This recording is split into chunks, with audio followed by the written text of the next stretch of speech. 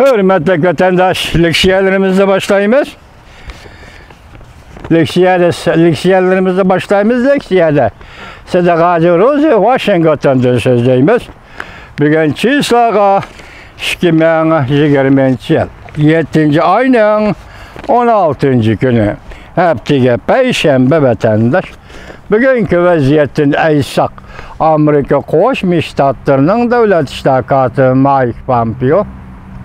Bugün etidi gidek Anglia'ni Daniyani ziyaret kılıp məxsus Cungo meselesini muhakeme kıldıran bol. Vaziyet şu.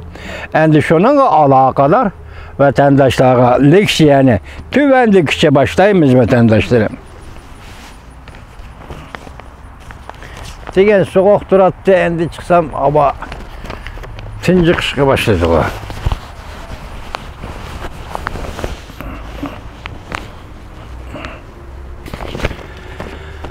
Mazlumdak.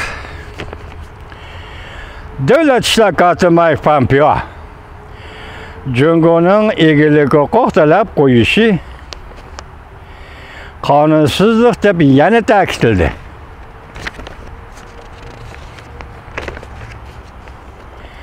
Mutaxassislar mundaq paraz qildi. Amerika Cungo'ga harbiy ishlar bo'yicha qattiq maydon qo'llanadi va embargo yurgizadi. Mavzuli xabar Amerika ovozining Xitoy til programmasi e'lon qilindi 7 ayning 16 kuni. Washington Davlat ishlar Mike Pompeo 7 ayning 15 kuni chorshanba Janubiy Jungo dengizining bir qism dengiz rayollariga egilik huquq talab o'tirib qo'yishi Jungo tarafdan butunlay qonunsiz deb yana bir qatam sharhladi. Amerika Janubiy dengiz okean huquqlariga daxl taruz qildi deb qaragan davlatlarni qo'llaydi. Masalan, daxl taruz qildi deb qaragan Jungo Janubiy dengizda dengiz okean huquqiga daxl taruz qildi deb qaragan davlatlarni qo'llaydi. Balki ko'p taraflik va qonun sohasida shunday qo'llaydiganligini bildirdi. Tahlilchilar bunday ko'rsatdi.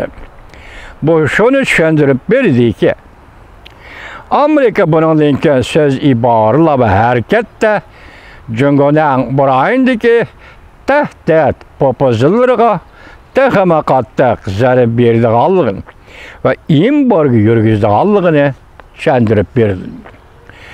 Davlat ishlar Mike Pompeo haftaning 3 kuni o'tkazilgan muxbirlarni kutib olish yig'inida Amerikaning maydonini va ko'z qarashlarini sharhladi. U mundaq dedi: haftaning 1 kuni biz tunji qatim Janubiy dengiz siyosatimizda ochiq tushuntirdik.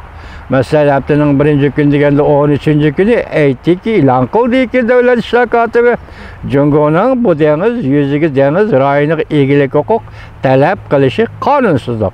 Endi 2 qatim chorshanba kunida, tunigan 15 kunida yana Amerika Qo'shma Shtatlarining maydonini sharhladi. Siyasetimizni ochiq tushuntirdik. Bu Jungo'ning dengiz yuzi imperiyasi emas. Bu Jungo dengiz yuzi imperiyasi emas.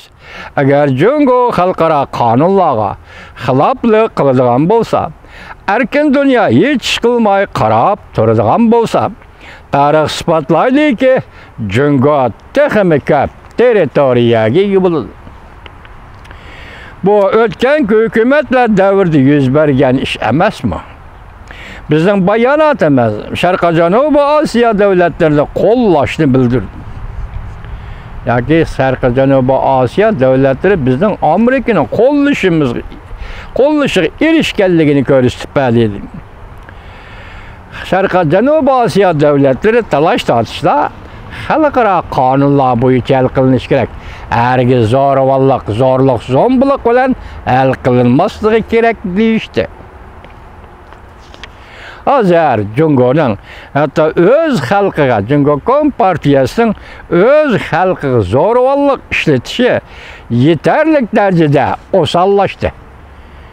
Yani yetmeye kaldığı yeri kalmadı, osallaştı.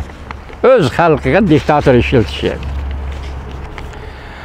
Erkin dünya Beycan'ın hukukla kalaymakan işletişine yol koyması gerek.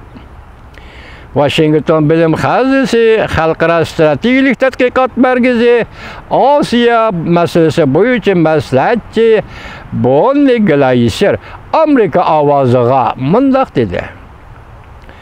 Bu işler şunun direkt beridir ki, Amerika'nın Cungo'ya texamaqatlıq bayanat ilan qılınğanlığını körüp alayımız ve şunu görüştük birdi. Hem de Amerika, Vietnam, Malaysia, Endonezya, Filipin qatarlıq devletlerinin hareketine kollaydı. Hem de burayın her bir parkotlarını orullaştırıp Cungo bilen karşılaşır. Yana bir haber. Amerika Cungo'nun Cenubi Deniz ilgili hukuk talep kılışı kanunsuzlukta bilan kıldı.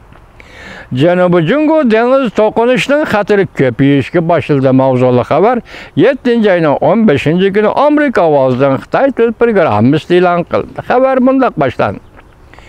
7. ayının 13. günü Amerika Cenubi Deniz doğrusu siyaset ilan kıldı. Demek Cungo'nun bir yerde teşebbüs, ilgili hukuk teşebbüs kılışı, deniz, okyan, baylık mənbələrə iqtidarçılıq hukuku talep kılışı bütünlüy kanunsuzlukta ilan kıldı. Endi bunun təhlilçiler nemi dedi?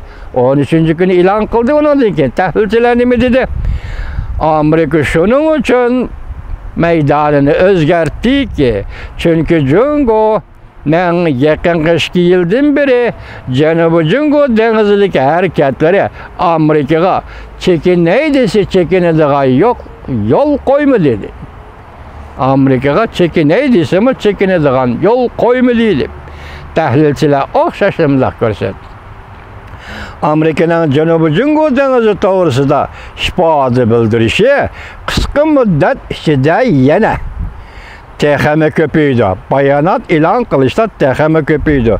Şundaklı iki devletlerin Cungo ile Amerika'nın burayındaki tokunuşunun hatırı THM keskinleşidir, THM ciddileşidir, değişti tahlilçiler.